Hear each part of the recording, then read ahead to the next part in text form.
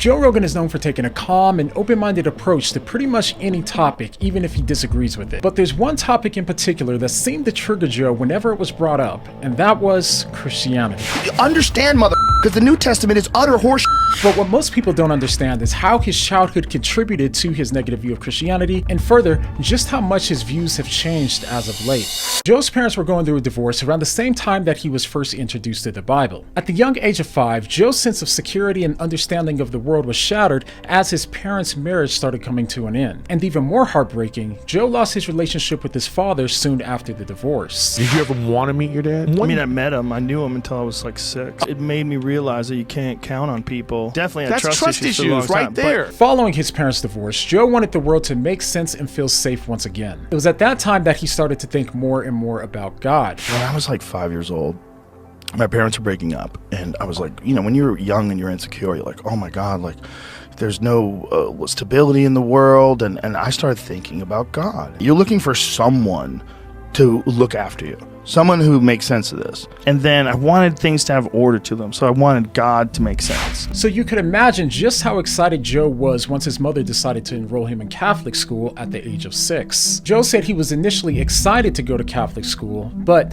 things took a quick turn for the worse the moment that he stepped foot inside of the school. When I went to Catholic school, when I first got there, I was happy that I was going to go to Catholic school. But then as I experienced it, I started going, this is ridiculous. This doesn't make any sense. I'm like, first of all, these people are so mean. My parents were nice to me. My grandparents were nice to me. Everyone was nice to me. Except this And lady. then all of a sudden I'm in this room with this lady who is representing God, and she's f***ing evil. She's mean. She wants you to cry. She would like try to get kids to cry. Didn't seem like what I thought of when I thought of, Christ, and when I thought of, it seemed to me like, oh no, this is a dark little trap. I knew as a little boy, like there's no way this could be connected to God. On top of Christianity not making sense to him intellectually, the emotional barriers began to build up as he describes his teachers as being abusive. Scared the shit out of me. I remember crying. They were calling me a baby because I was crying. Who would threaten you if you didn't do something, you were going to have to sleep on a nail in the closet. You'd have to stay home. You're never going to get to see your parents again. She would yell stuff like that. It was like she was evil. I hated it. Yeah. I was in fear of those fucking crazy people. It was over by the time I was out of there. His time at Catholic school only lasted for about 9 months, but the pain that followed his experience stuck with Joe for most of his life after.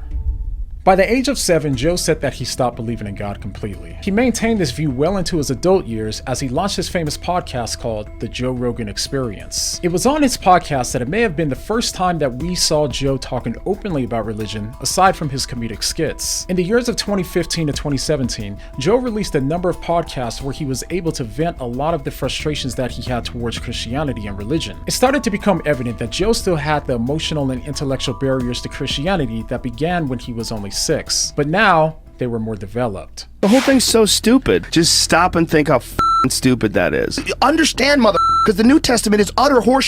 Aren't you grown adults? Like, you're into nonsense?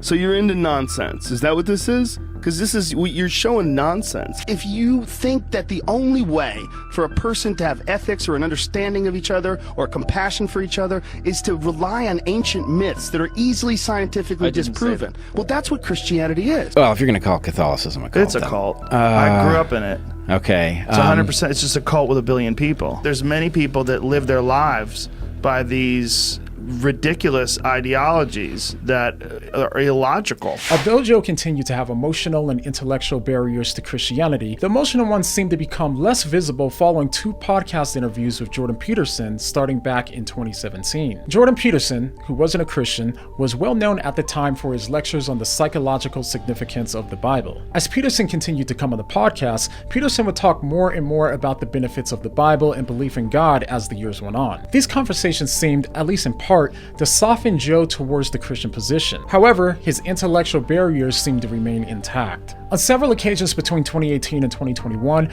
Joe would often imply that he couldn't understand how intelligent people could come to believe in the tenets of Christianity. Some of these religious folks are fantastically accomplished scientists.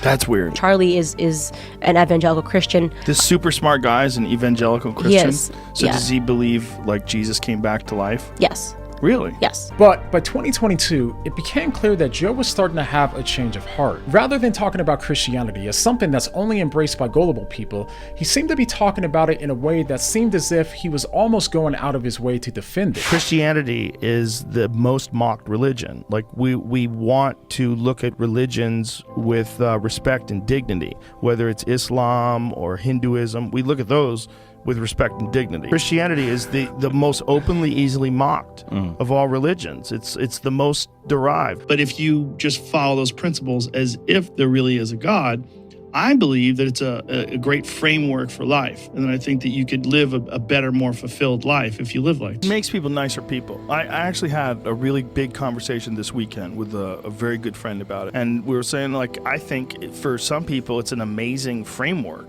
and a guide to live your life. I really do believe that. It was clear that Joe had some close relationships with people who spoke highly of Christianity, including Jordan Peterson. As his friendship and his conversations with Peterson continued, Joe seemed to have gone from having an overall negative view of the Bible and Christianity to a far more positive one. We even hear Joe repeating things that Peterson revealed to him during their podcast conversations. The wild thing about the Bible is that it's thousands of years old and people are still reading it. They're still reading this thing that was the framework for civilization. And by 2023, it became much more apparent how much Joe's views have changed. Although he was anti-religious in the past, he not only now says that he's no longer anti-religious. I'm not an anti-religious person. I certainly was when I was younger. When I was younger, I had Me too. an ignorant version of religion, what it meant to people. I was very smug, and I thought of people that were religious as being duped.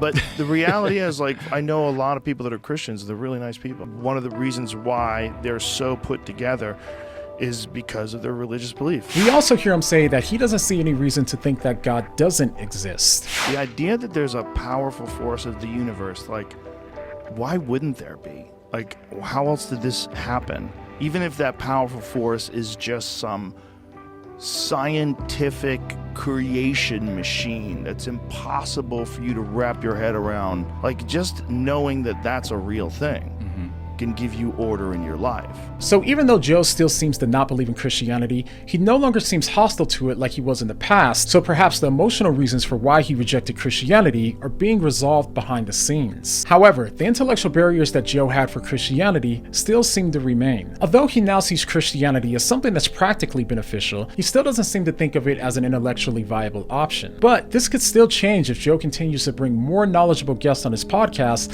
as they would likely be able to correct him on his misunderstandings of the Bible and its origins. For example, one of the main intellectual objections that Joe often brings up in his podcast is the view that the Bible was created at the Council of Nicaea. The New Testament is weird because, like, Constantine and a bunch of bishops decided The what's in Council it. of Nicaea. They just made it. They were like, hey, we're going to pick this, pick that. Imagine, this is what I think God said. I I don't know. think God said that, bro. Let's I know. get rid of that. But the only problem is, although this is something that a lot of people online often recite, any historical textbook will prove that it's false. To claim that what went into the Bible was decided at the Council of Nicaea is a claim that comes from a Dan Brown novel, not actual history. In reality, the council was held to address the Arian heresy that challenged Jesus' divinity, and in the council, they didn't even discuss the biblical canon and what went into and what didn't go into the Bible. And when it comes to the other main objections that Joe has towards Christianity, I've made a couple of videos discussing them if you want to hear more. And finally, this video is part of our What Do They Actually Believe series, so let us know who you'd like to hear us cover next down below. So the next time you hear Joe Rogan saying something like, You're into nonsense? So you're into nonsense. Is that what this is? Because this is, you're showing nonsense. what are you gonna say? What do you believe?